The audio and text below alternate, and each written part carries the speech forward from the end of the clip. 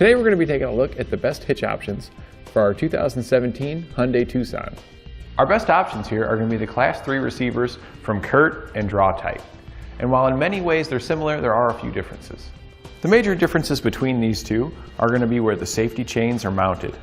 On our Curt here, they're going to be horizontally mounted and they're going to have larger openings. The larger openings make it easy to still put a chain in even though it is tucked up closer to your bumper. In my opinion, it also looks a little bit nicer than the vertical style on our Draw-Tite. Now the vertical style does place it lower, so it is easy to get them on there because it's away from your bumper, but that's also going to reduce your ground clearance.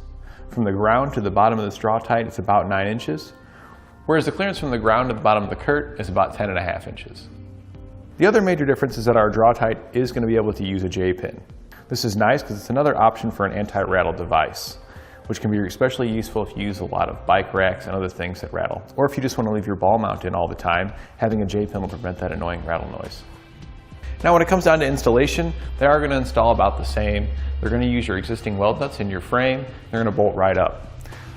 The Curt does have one more bolt located on the driver's side, but it's really not much of a difference. Another difference between the two is that Curt does recommend using a stabilization strap when hauling any non-trailer loads. That's essentially anything that doesn't have wheels, while our Draw-Tite here doesn't have that restriction. Now they're similar, they're both going to be Class 3 receivers.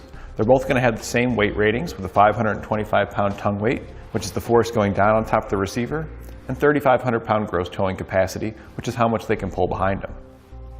And their clearances from the center of the hitch pin to the bumper is going to be the same at about 4.5 inches, and from the ground to the top inside of the receiving tube, they're going to be pretty close to the same, with 14 inches on our Draw-Tite and 13.75 inches on our Curt. It's almost no difference. So what that means to you is they're going to be able to haul the same accessories and perform basically the same.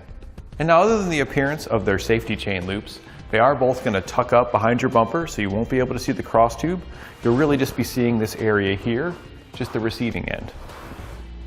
So in summary, when it comes to overall clearances, I'm going to have to give that to the Curt because it's only a 1/4 inch difference from the top inside into the receiver tube to the ground, but it does have that higher clearance of the safety chain loops, which can make that difference going uphill and especially in rough terrain.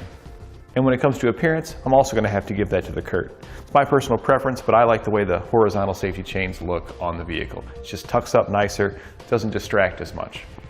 And when it comes to additional features, I'm going to have to give that to the Draw-Tite.